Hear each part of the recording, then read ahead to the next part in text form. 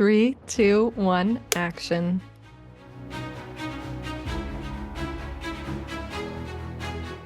Welcome back to episode 37 of As Seen on Screen. I'm Gracie. And I'm Nicole, and we're your source for entertainment news, reviews, conversations, and more.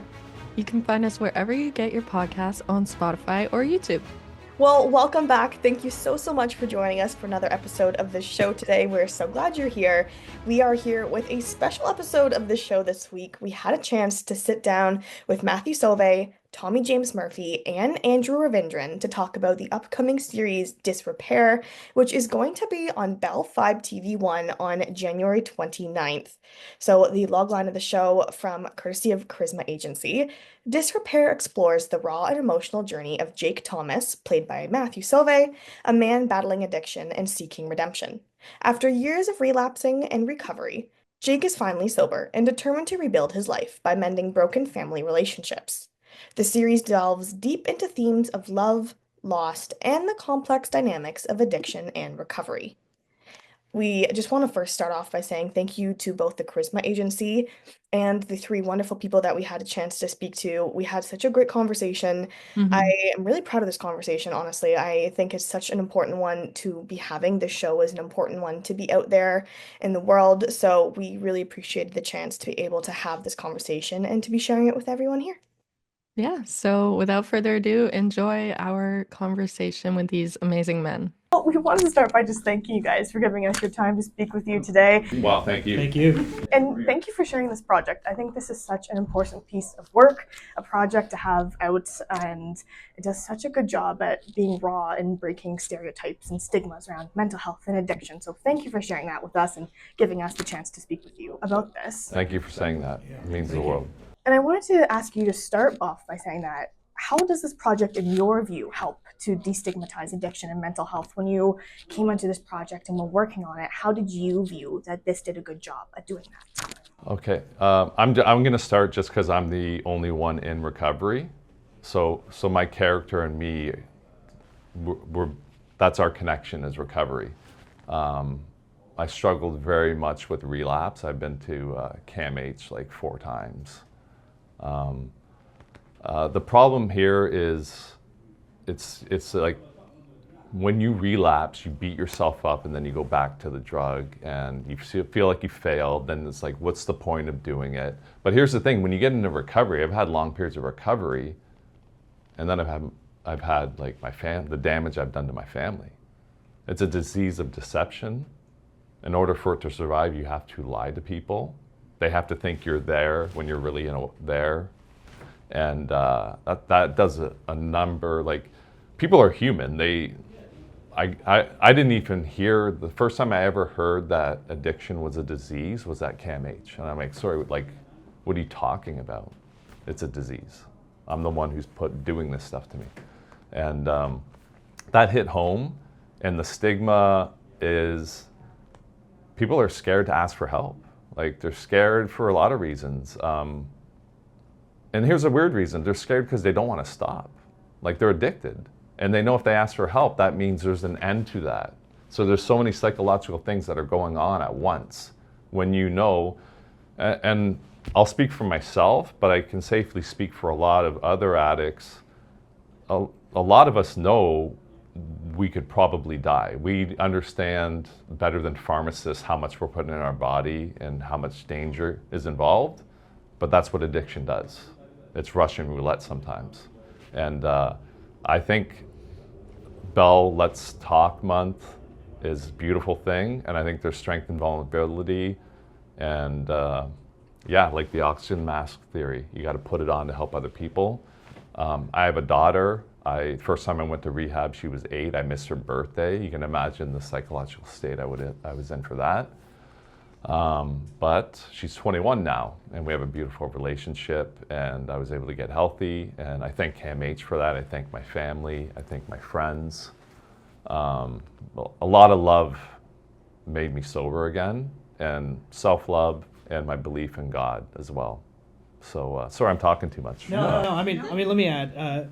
I think Matt said everything so elegantly, but this is a global discussion. Addiction is something, especially with men talking about it. It's so beautiful that they were so honest about it.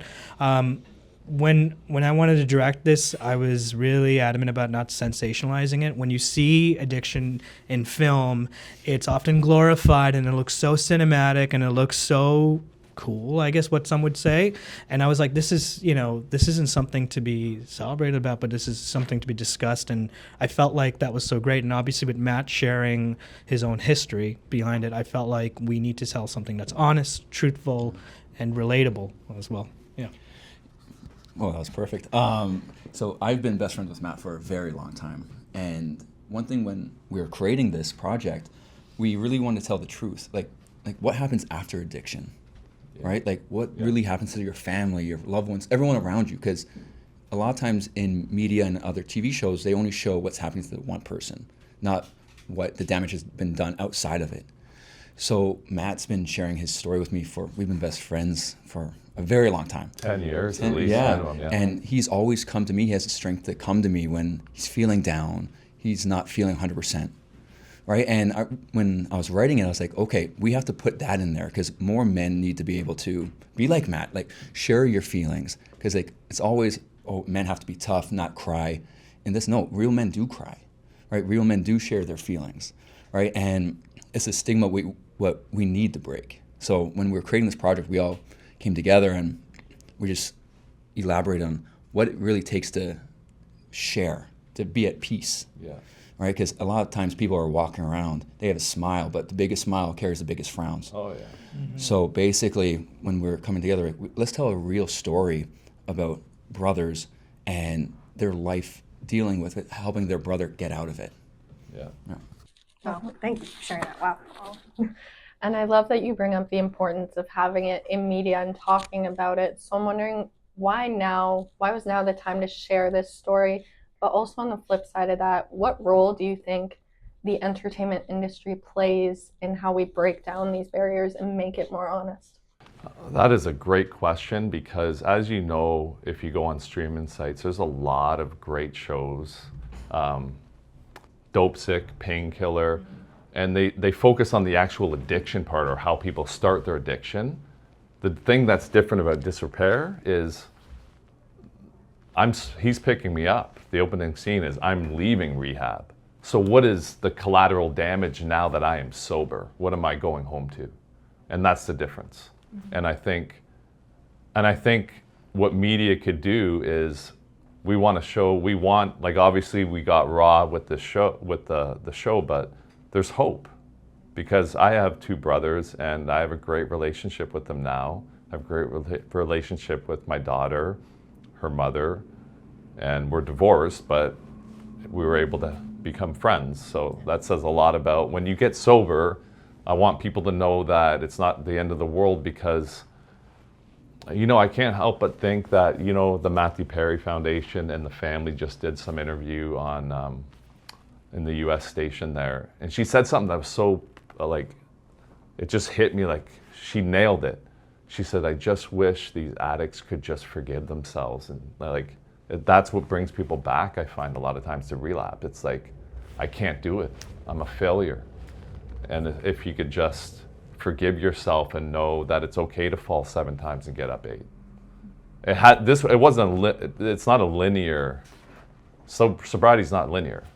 It simply isn't. Hopefully it is for a lot of people, that'd be great, but it just isn't in the real world, so. And in the series you see, the brothers really give him more than one chance. So what we're really elaborating on is you get more than just a second chance in life. You get as many as you want, as long as you keep on getting back up, believing in yourself, have faith, right? And being able to talk about your feelings, right? And that's the stigma when we were coming together for this project, we don't really see in modern shows anymore. The men's always oh no, I have to be, hold in your tears. It's no, in this you see real tears, right? And on set we had a wicked trauma counselor, Catherine, who was there, and a lot of the crew, after a scene was done, they'll come up to the actors and be like, I lived this situation. Yeah. Right? I've known someone in this situation. right? So it really speaks volumes of everyone's affected by it. Everyone knows someone who's affected by mental health, addiction, all that stuff, right? It's just that who talks about it? No one, right? And we really want to make it popular to talk about it. Talk about your feelings. Talk about, man, I'm not feeling well, right? Going to your loved ones, your friends, and really coming together. And it's like it takes a village to raise a child, right? We're all children, right? So we have to learn how to come together all the time and lift everyone up. If I didn't ask for help, I'd be dead. I would have been dead 10 years ago. It's simple as that. So I already, Cam H saved my life, the doctors, everybody that loves me, my best friends, my daughters love, her mother, my girlfriend Sauvé, my parents, my brothers. Like I would simply be dead if I didn't ask for help.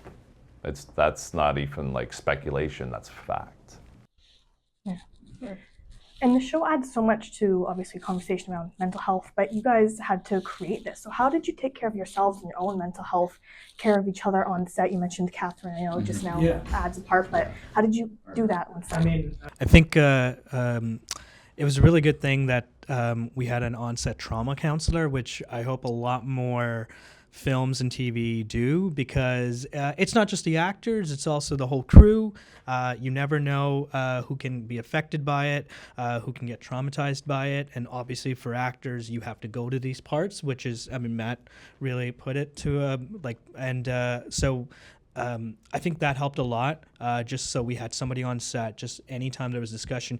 Even for me as a director, when I'm watching this, it's, you know, you're just kind of, you feel guilty of putting more and more takes and getting it out of our performances. But yeah, I think the importance of having someone to talk to on set. Yeah. And I'm going to just add on to that. It's like, for us personally, like, we're not only we're just business partners, like we're best friends, all three of us. And we talk every day. No matter what. It's like, if I send a message, guys, I don't feel good today. What's wrong? Right? FaceTime. What's going on? Yeah. Right? And we're always there for each other. So, and we brought that to our set, and we want everyone to be like, it's family, right? What's wrong? Talk to us, right? It's, at the end of the day, it's Disrepair. We wanted to speak to everyone. Yeah. Right? And we really want to focus on, talk about your feelings. Like what we were just saying earlier. Yeah. And I just wanted to just bookend that with, as an actor, I'm always a little nervous approaching any role. I had no idea that there were things buried so deep in me that I hadn't dealt with. So thank you for bringing Catherine on, because I just basically pushed out a lot of stuff from 10 years ago and never dealt with it. And when I had to go there, I'm like, I was like, oh my Lord, like this is like intense. This is intense. Because I thought and I'm not trying to be melodramatic here or anything, but I had blocked a lot of stuff out to go forward in life, and then I had to revisit that. So I was so grateful that Andrew brought in the trauma counselor. That's really powerful. And I want to speak more to you about the way you shot this. There are so many beautiful scenes and shots. One that we really enjoyed or noticed was a bit of foreshadowing in the first episode with some certain bottles that we see. Was there a foreshadowing or scene that's important to you guys that viewers might not catch the first watch? Yeah, I think there could be. I do want to give credit to my team, not just myself. Ravindran, my DOP, I've almost traveled across the globe with that man, and now we did this, and we were both talking about it for a year, and we were just being like, hey, I don't want to sensationalize it, but there's so much behind this, so let's find a little bit of everything about it. Like, just to talk about it, I mean, I'm heavily influenced by a lot of directors. I mean, Ken Loach is somebody, just because he's always never sensationalizing it. He just shows something that's real and tells the actors, like, don't do too much performance. Just keep it here it is. And I just wanted to kind of be like an authentic representation. But yeah, I mean, obviously I'm obsessed with cinema, like all the greats. And I just wanted to tell something that was like I was also trying to find my voice while I was doing this as well, because the thing was, when we wrote it, it was kind of this, this addiction drama. And while I was directing it, I was like, this is a family drama.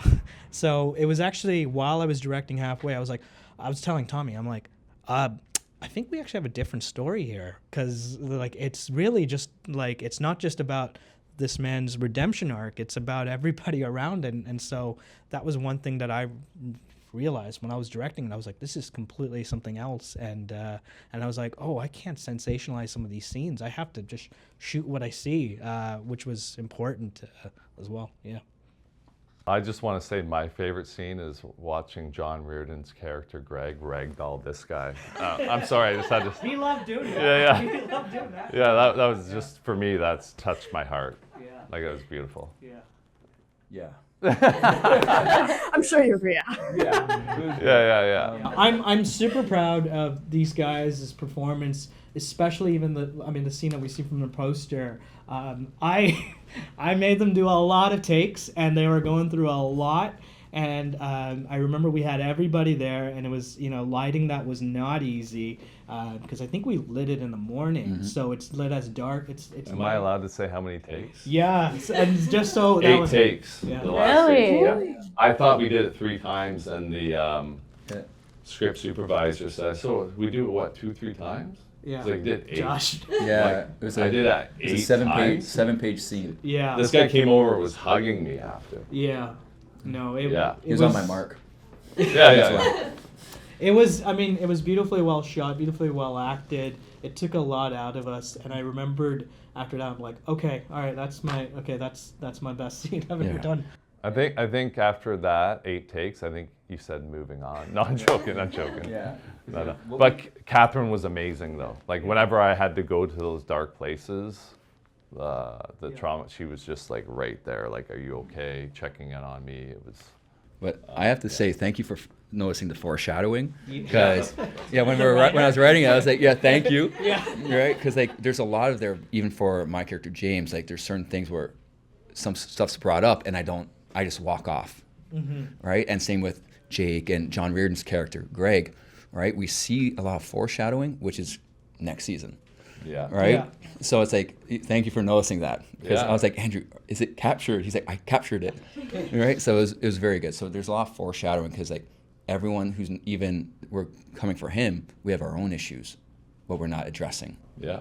So thank you for noticing that. I want to add one thing. It wasn't just me directing. It was a lot of these guys being like, hey, are we going to be able to get this? I'm like, yeah. And then we would kind of do a lot of figuring out on our own, because it was kind of really us 3 making this. There was a lot kind of going as we shot. We were doing a lot. Yeah, we found in the final cut, some of the most beautiful moments are in the moment. We found them. Yeah. I don't want to use the word improv. It was just like in the moment. Yeah, one of my favorite scenes is the scene where actually John actually kind of tackles Tommy, because This is like a common.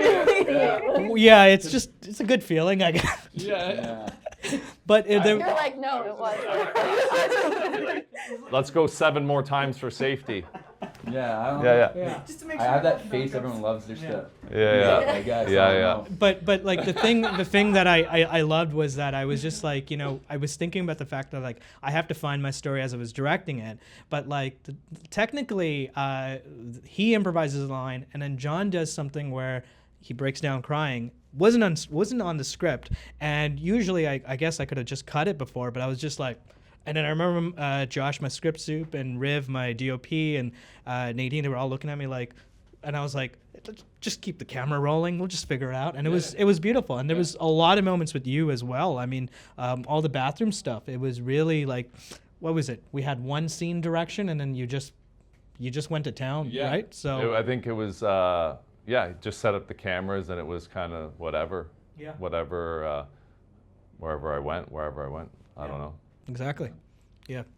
Actually, to add, even like our bedroom stuff, it was just like, I think it was maybe just one line of direction, and then you just, whatever, just like find something with these photos. you know? Yeah. Yeah. I think that was a 1-taker, by the way. Yeah. Good directing on your part. Moving on. I want to talk a bit about the music and the score too, because it does such an effective job of setting the tone right from the beginning, especially with scenes. There's a little dialogue that music really helps guide it too. And of course, you have the original song with Simon and Scott. So, what were those conversations like establishing the music and what the score was going to sound like? I mean, you talk about the Simon one. Yeah, do you want? You can start with the score, and then I'll get into the. Also, rest in peace for David Lynch. I'm heavily influenced by Twin Peaks, and Max and we were talking about the fact that like the score of Twin Peaks was always kind of like off the wall. Like you heard this kind of and so we used a lot of synth scores for drama, which usually right now synth is kind of in for 80s vibes. And I was kind of like, hey, I don't want this to be typical. I want it to be kind of our own identity. So we listened to a lot of Vangelis, obviously Angela who did Twin Peaks, and we were kind of trying to find something with that. Also the era that these boys were in, right? They aren't like 20-year-old men. They're they lived a different era, so I kind of wanted to get back to like a score that kind of felt like its own identity. But the song of Simon, that's all you. That's So I lived in LA for 2 years, and I was living. I'm friends with Simon. Simon's a close friend. She married my best friend from high school, and I've known her 20 years. So I was living with her in LA, and when we first found out a year earlier we were going to do this show, she was like, "Oh, I'll write a song for you." And then a year later, and I'm back in Canada, I emailed her, and she's like the most talented artist, songwriter I've ever. Are you familiar with some of her? Yeah. So when I heard the song she sent, she's like, I can do script, but I prefer rough cut. If you can send me some kind of rough cut, then that's better for the emotion and the tone.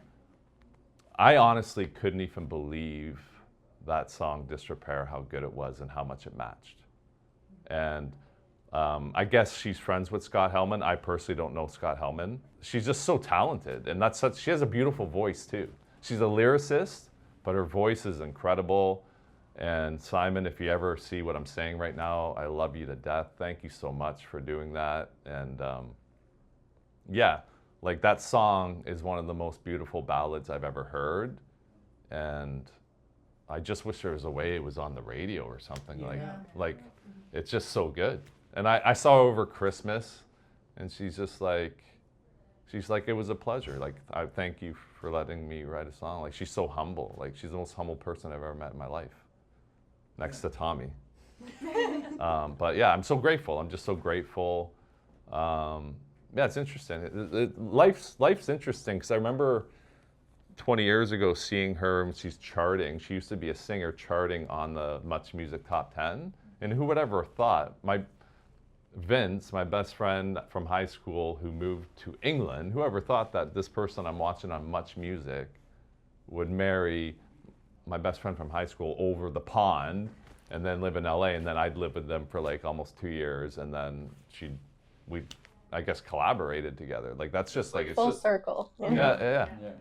It's just interesting. Yeah, and like my daughter's 21 and Simon's her godmother. Like that. Like we're very, very close. Like the families are very close. Yeah. That's a cool story. Yeah. Tommy, I want to bring up the fact that you are also credited as a co-creator of this. What was the collaboration process like for you two? But then also, what was the collaboration process like while filming and being on set with so many people? It was great. I love to collab, right? And when we're creating this project from the ground up, when we pitched it to Bell, and they're like, this story has to be told. And I'm like, I know just the man to star in it, right? And I pitched Matt the idea, and he loved it. He's like, because like I've been best friends with him for like a decade, and so I know what he's been through. Yeah. Right. So I'm like, I want him in the writing room. I'm like, how is this being said? Right. Like, tell me from life experiences, like around like who you know in your community, is this true?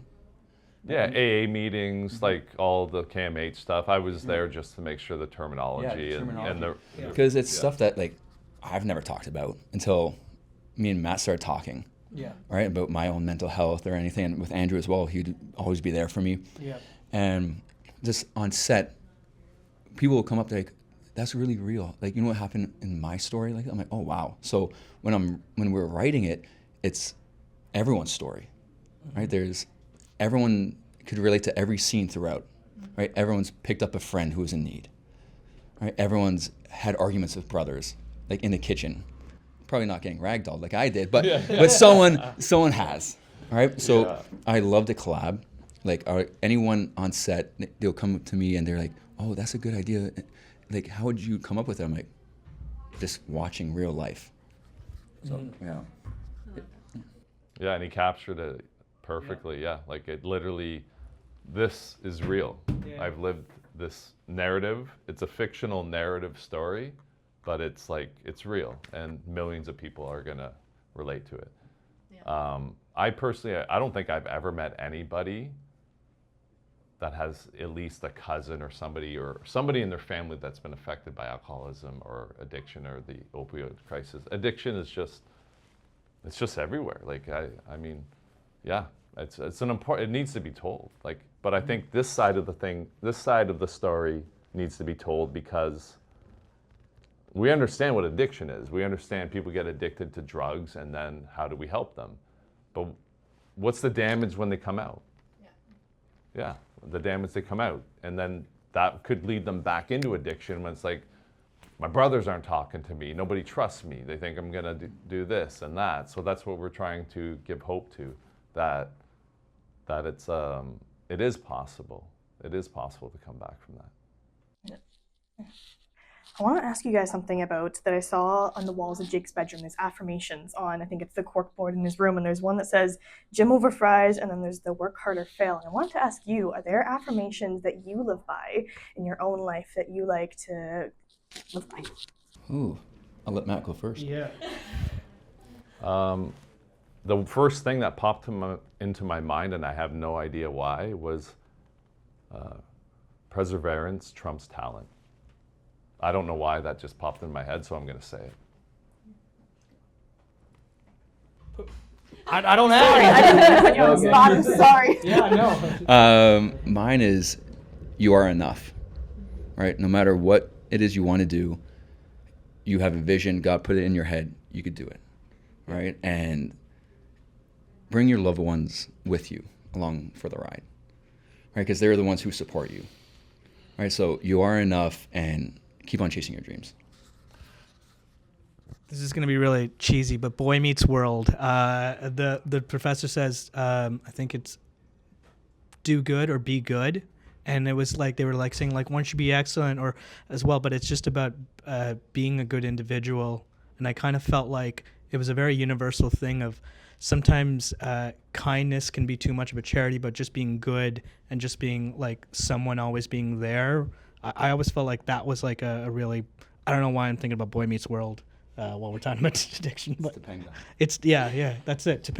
She's beautiful, yeah.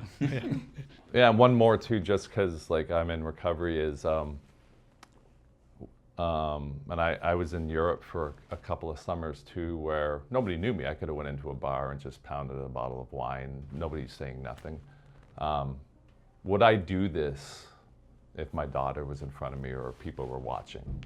So keeping yourself accountable. That's why a lot of 12-step programs do focus on God, because we do want that in babysitter. We need eyes on us when we're, because addiction is in the shadows, right? It's like, well, nobody's gonna know I did this or that. It's just one time. It's always just that one pill, right?